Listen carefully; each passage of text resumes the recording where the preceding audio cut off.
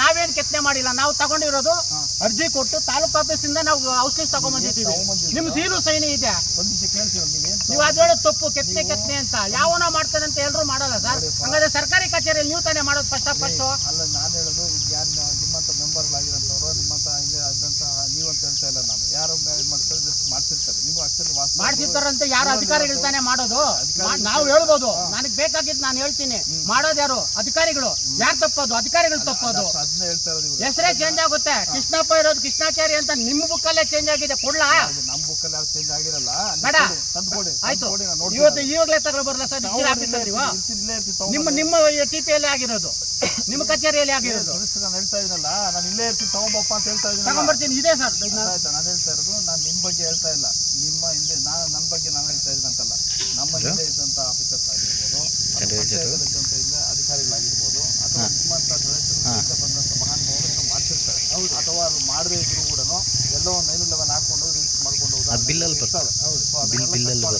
ಈ ಸೊತ್ತು ಎಲ್ಲ ಬಂದು ಟೈಪ್ ಮಾಡೋದು ಕೂಡ ಇನ್ಮೇಲೆ ಯಾವ ಆಗಲ್ಲ. ಬಟ್ ಇವು ಆಗಿರೋದು ಅಲ್ಲ. ಅಟ್ಲೀಸ್ಟ್ ಯಾವ ಉಳಿಸ್ಕೊಂಡ್ರಿ ಸರ್ಕಾರಕ್ಕೆ ಉಳಿಸ್ಕೊಂಡ್ರಿ ಉಳಿಸಿ ಸರ್. ನಾನು ಕೇಳ್ತಾ ಇದ್ದೀನಿ ಅಲ್ಲ, ಅದೇ ಕೇಳ್ತಾ ಇದ್ದೀನಿ ನಾನು. ಏನಾದ್ರು ಉಳ್ಕೊಳ್ತಾರೆ. ಈ ಥರ ಯಾವ ಬೋಗಸ್ ಮಾಡ್ಕೊಂಡು ಹಾಳು ಮಾಡುವುದು ಅಲ್ಲ ಸರ್. ಇವಾಗ ನಾನು ಕೇಳ್ತಾ ಇದ್ದೀನಿ ಸರ್ಕಾರಿ ನಮಗೂ ಕೊಡ್ತೀವಿ ಸರ್ ಅಂತ. ಈಗ ನಿಮ್ಮೂರಲ್ಲಿ ಒಂದು ಅಡಿಗೆ ಎಷ್ಟಿದೆ ರೇಟ್? ಎಷ್ಟಿದೆಯಪ್ಪ ಒಂದು ಅಡಿಗೆ? 3,500-4,000 ಇದೆ ಸರ್. ಸರಿ, 3,000 ರೂಪಾಯಿ ಇಟ್ಕೊಳ್ರಿ. 3,000 ರೂಪಾಯಿ ಇಟ್ಕೊಂಡ್ರೆ 6,500 ಅಡಿ ಅಂದರೆ ಎಷ್ಟಾಯ್ತು ರೀ? 7,500 ರೂಪಾಯಿ ಅಡಿ. 7,500 ಅಡಿ ಅಂದರೆ ಏನಪ್ಪ ನೋಡಿ. 2 ಕೋಟಿ ಚಿಲ್ಲರೆ ಆಯ್ತು ಸರ್. ಇಲ್ಲಿ ಬಂದು ಹುಡುಕಿ ಇದು ಮಾಡಿ ಇದು ಮಾಡೋಕ್ಕೆ ಇಲ್ಲಿ ನಾವು ಮಾಡ್ಬೇಕಾಗಿತ್ತು. ಅವ್ರು ಮಾಡ್ತಾ ಇದ್ದಾರೆ. ಅದೇ ನೀವು ಮಾಡಬೇಕಾಗುತ್ತೆ. ನಾವು ಹೇಳಿದ್ದೀವಿ ಸರ್.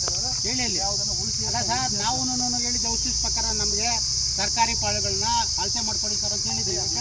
ಮಾಡಿಬಿಟ್ಟು ಬೋರ್ಡ್ ಹಾಕಿ ಸರ್. ಹಾಕಿ ಸರ್. ಅಲ್ಲಲ್ಲ, ಗುರ್ತು ಕೊಡೋದಕ್ಕೆ ಅವ್ರು ಯಾರು ಬರಲ್ಲ. ನೀವು ಅಷ್ಟು ತೊಗೋಬೇಕು ಅಂತ ಮೆಜರ್ಮೆಂಟ್ ತೊಗೊಂಡು ಒಂದು ಕಡೆಯಿಂದ ಮಾಡ್ಕೊಂಡು ಆ ಪಾಳಿ ಅವ್ನದೇನು ಮೂಲದ ಹಾಕಿ ತೊಗೊಳ್ಳಿ. ಈಗೆಲ್ಲ ಕ್ಲಿಯರಾಗಿ ಗೊತ್ತಾಗೋದಿಲ್ಲ. ಏನು ಕೆತ್ತನೆ ಮಾಡಿರೋದು ನಮ್ಮವ್ರು ಮಾಡಿರೋ ಅಲ್ಕ ಕೆಲಸ ಇಲ್ಲೆಲ್ಲನೂ ಇಲ್ಲಿ ನಮ್ಮಲ್ಲೇ ಕೊಡ್ತೀರಾ ಒಂದು ಕಡೆ. ಇಲ್ಲಿ ಯಾವುದು 303 ಸಂಬಂಧಪಟ್ಟಂತೆ ಯಾವ್ದು ದಾಖಲಾತಿಲ್ಲ ಏನೋ ಇಲ್ಲ ಅಂತ ನಾವೇ ಕೊಡ್ತೀವಿ. ಏನಪ್ಪ ಡಿಮ್ಯಾಂಡ್ ಬಿಟ್ಬಿಟ್ರೆ ನಮ್ಮಲ್ಲಿ ಕೊಟ್ಟೇ ಇಲ್ವಲ್ಲ ಸರ್. ಮನೆ ಕೊಟ್ಟವನೇ ಇಲ್ಲ ಆಗ್ತೀನಿ ಅಂತ ಹೇಳಿದ್ರು ಅಲ್ಲ. ಆಯ್ತಾ? ಸೊ ಲೆಟ್ ದಮ್ ಒಂದು ನಿಮಿಷ ನವೀನ. ಈಗ ನಾವು ವಿತೌಟ್ ಅವನಿಗೆ ಆಪರ್ಚುನಿಟಿ ಕೊಡದೆ ನಾವು ಹೊಡೆದಿದ್ವಿ ಅಂದರೆ ಇಮಿಡಿಯೇಟಾಗಿ ಹೋಗಿ ಏನು ಮಾಡ್ತಾನೆ, ಹೈಕೋರ್ಟಲ್ಲಿ ಚೇತರ್ತಾನೆ. ಏನೋ ನಮ್ಗೆ ಕ್ವಾಶ್ ಮಾಡ್ತಾನೆ. ಕೊಟ್ಟಾಯ್ತು ಅವ್ನಿಗೆ ಅವಕಾಶ. ಲೆಟ್ ದಮ್ ಕೊಡಲಿ. ನಾನು ಕೂಡ ನೋಡಿದ್ವಿ ಸ್ಪಾಟ್ ಅವನು. ಆಯ್ತಾ? ಏನು ಡಿಸಿಷನ್ ತೊಗೋಬೇಕು ತೊಗೊಳ್ತೀವಿ. ಸರಿ, ಇವಾಗ ಇದು ಬಿಟ್ಟ ಮೇಲೆ ನೀವು ನಿಮ್ದೇನಿದೆ ಅಂತ ಹೇಳ್ಬಿಟ್ಟು ಹೇಳ್ತಾ ಇರೋದು ಸರ್? 2 ಸರ್ಕಾರಿ ಪಾಲು, ಸೆಂಟ್ರು ನಮ್ಮದು ಅಂತ ನಾನು ಕ್ಲೇಮ್ ಮಾಡ್ತಾ ಇದ್ದೀನಿ. ನಿಮ್ದು ಎಲ್ಲಿದೆ? ನಿಮ್ದು ಎಲ್ಲ ಕೊಟ್ಟಿದ್ದೀನಿ. ನಿಮ್ಮ ಆಫೀಸಲ್ಲೇ ಇದೆ. ಎಲ್ಲ ದಾಖಲಾತಿಗಳು ಮೊನ್ನೆನೂ ಬಂದು ಕೊಟ್ಬಿಟ್ಟೋದು. ಅಲ್ಲಿ ಏನಿದೆಯಪ್ಪ? ಕಾನೇಶ್ವರ ನಂಬರ್ ಯಾವುದು? ಕಾನೇಶ್ವರ ನಂಬರ್ ಅದಕ್ಕೆ ಚೆಕ್ ಬಂದು ಏನಿಲ್ಲ. ಚೆಕ್ ಬಂದು ಇದೆ. ಸರ್ಕಾರಿ ಪಾಳು ಮೇಲೆ ಕೇಳ್ತಾ ಇರೋದು ಅವರು ಸರ್. ದಕ್ಷಿಣಕ್ಕೆ ರಾಜಕಾಲುವೆ ಕಾನೇಶ್ವರ ನಂಬರ್ ಅಂತ EC ಕೊಟ್ಟಿದ್ದೀನಿ. ಎಲ್ಲ ಕೊಟ್ಟಿದ್ದೀನಿ ನಿಮ್ಮ ಕಚೇರಿಗೆ. ಪ್ರತಿಯೊಂದು ದಾಖಲೆನೂ ಕೊಟ್ಟಿದ್ದೀನಿ. ಬಟ್ ಇದೇ ಜಾಗ ಅನ್ನೋದಕ್ಕೆ ನೀವು ಚೆಕ್ ಬಂದು ಟ್ಯಾಲಿ ಆಗುತ್ತಾ? ಟ್ಯಾಲಿ ಆಗುತ್ತೆ. ಸರ್ಕಾರಿ ಪಾಳು ಅದಕ್ಕೆ ದಕ್ಷಿಣಕ್ಕೆ ರಾಜಕಾಲುವೆ ಇದೆ, ಫ್ರಂಟಿಗೆ ರಸ್ತೆ ಇದೆ. ಅದರಲ್ಲೂ ಎಷ್ಟು ಕೇಸ್ ಇದೆ ನಿಮ್ಮ ಮೆಜರ್ಮೆಂಟ್? ಅದು ಸರ್ ನಮ್ದು ಬರ್ಬೋದು ಒಂದು 5,000 ಸ್ಕ್ವೇರ್ ಫೀಟ್. ನಿಮ್ಮದೇ 5,000 ಸ್ಕ್ವೇರ್ ಫೀಟ್ ಬರುತ್ತೆ. ಇವ್ರ ಜೊತೆಗೆ ನಿಮ್ಮದು ಒಂದು ಸೇರ್ಕೋಬೇಕು. ಎಲ್ಲಿಲ್ಲ ಸರ್ ಹಂಗಲ್ಲ. ನಮ್ಗೇನು ಅಂದ್ರೆ ಇವ್ರು ಮಾಡಿರೋದು ಎಲ್ಲ ಸೇರಿಸಿ ಸರ್ಕಾರಕ್ಕೆ ರಿಸರ್ವ್ ಮಾಡಿದ್ರೆ ನಿಮ್ಗೆ ಸಮ್ಮತಿ ಇದೆಯಾ? ಕೊಟ್ಬಿಡಿ ಸರ್. ಬಿಡು, ನಮ್ಮ ಜಮೀನು ದಾರಿ ಕೊಟ್ಬಿಟ್ಟಿದೆ ಸರ್ಕಾರಕ್ಕೆ. ಮಾಡಿಸ್ಕೊಳ್ಳಿ ಎಲ್ಲ. ನಮ್ಮ ಜಮೀನು ದಾರಿ ಔಡ್ದನಲ್ಲಿ ಗ್ರಾಮಕ್ಕೆ ಸಂಬಂಧಪಟ್ಟಂತಹ ಏನು ರಾಜಕಾಲುವೆ ಮತ್ತು ಸರ್ಕಾರಿ ಶಾಲೆಯ ನಡುವೆ ಇದ್ದಂಥ ಸ್ವತ್ತಿಗೆ ಸಂಬಂಧಪಟ್ಟಂತೆ ನಮ್ಮ ತಾಲೂಕ್ ಪಂಚಾಯತಿಯಲ್ಲೂ ಕೂಡ ಪ್ರಕರಣ ದಾಖಲಾಗಿದೆ. ಆ ದಾಖಲಾತಿ ಸಂಬಂಧಪಟ್ಟಂತೆ ಇವತ್ತು ಸ್ಥಳ ತನಿಖೆಗೆ ಬಂದಿದೆ. ಸಂಬಂಧಪಟ್ಟಂತೆ ಹಲವು ದಾಖಲೆಗಳನ್ನು ಯಾರೋ ಇವರು ಕೂಡ ಕೊಟ್ಟಿದ್ದಾರೆ. ಇದು ಹುಡುಕಿ ಸಂಬಂಧಪಟ್ಟಂತೆ ದಾಖಲೆಗಳು ಕೂಡ ಕಚೇರಿಯಲ್ಲಿ ಸಲ್ಲಿಸಿದ್ದಾರೆ. ಆ 2 ದಾಖಲೆಗಳನ್ನು ಪರಿಶೀಲಿಸಿ ಇದು ವಾಸ್ತವವಾಗಿ ಮೇಲ್ನೋಟಕ್ಕೆ ಏನು ಸೃಷ್ಟಿಯಾಗಿ ಇದ್ದರೆ ಅದನ್ನು, ಅಥವಾ ಇದು ರಾಜಕಾಲುವೆ ಮೇಲೆ ಆಲ್ರೆಡಿ ಕಟ್ಟಿರೋದ್ರಿಂದ ಮಾನ್ಯ ಜಿಲ್ಲಾಧಿಕಾರಿಗಳು ಇವರೆಲ್ಲರೂ ಕೂಡ ಗಡಿಯನ್ನು ಕೂಡ ಗುರುತಿಸಿಕೊಟ್ಟಿದ್ದಾರೆ.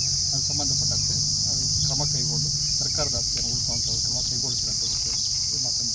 ಸರ್, ಈಗ ದಾಖಲಾತಿಗಳು ಮ್ಯಾನಿಪುಲೇಟ್ ಆಗಿದೆ ಅಂತೇಳಿ ಅವರು ಆರೋಪ ಮಾಡಿದ್ದಾರೆ. ಸೊ ಅದ್ರ ಬಗ್ಗೆ ನೀವು ಈಗ ತನಿಖೆ ಮಾಡಿದಾಗ ಏನು ಅನಿಸ್ತದೆ? ಈಗ ಮೇಲ್ನೋಟಕ್ಕೆ ಏನಪ್ಪ ಅಂತಂದರೆ ಮೂಲ ದಾಖಲಾತಿಗಳು ಅವ್ರೇನು ಹಾಜರುಪಡಿಸಿಲ್ಲ ಅಂತ ಹೇಳಿದ್ರೆ ಅದನ್ನು ಬೇಸ್ ಆದ ಮೇಲೆ ಯಾವ ಟೇಕ್ ಆಕ್ಷನ್ ತಗೋಬೇಕಾಗುತ್ತೆ. ಅಲ್ಲ, ನಿಮ್ಮ ಇಲಾಖೆ ಅಧಿಕಾರಿಗಳೇ ಕೆಲವು ಸಣ್ಣ ಪಣ್ಣ ತಪ್ಪು ಮಾಡಿದ್ದಾರೆ.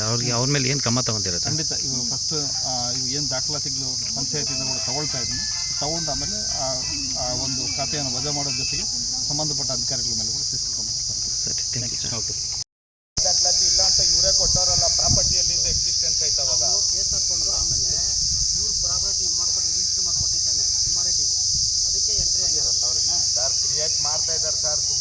ಕೊಡಬೇಕು ಚಾಲೆಂಜ್ ಮಾಡ್ತಾ ಇದ್ದಾರೆ ಮಾತಾಡ್ತಾ ಇದ್ದಾರೆ ಅಷ್ಟೇ. ಊರಿಗಾದ್ರೂ ಇರ್ಬೇಕಾಯ್ತಲ್ಲ ಸರ್, ಗುಂಡ್ಮುನಿಯಪ್ಪನ ಖಾಲಿ ಜಾಗ ಅನ್ನೋದು ಸ್ಕೂಲ್ ಸರ್ಕಾರಿ ದಾಖಲೆಗಳಲ್ಲಿ ಚೆಕ್ಬತ್ತಿನಲ್ಲೇ ಇಲ್ಲ ಅಂದಮೇಲೆ ಅದು ಮ್ಯಾನಿಪುಲೇಟೆಡ್ ಅಲ್ವಾ? ಯಾ ಗುಂಡ್ಮುನಿಯಪ್ಪನವ್ರು ಬಿಟ್ಟಿರೋದಕ್ಕೆ ಸರ್ ಎಲ್ಲಿದೆ ದಾಖಲೆ? ಕೊಟ್ಟಿದ್ರೆ ಮತ್ತೆ ಸರ್ಕಾರಿ ಸ್ವತ್ತು ಅಂತ ಹೆಂಗ್ ಬರ್ಕೊಂತಾರದು?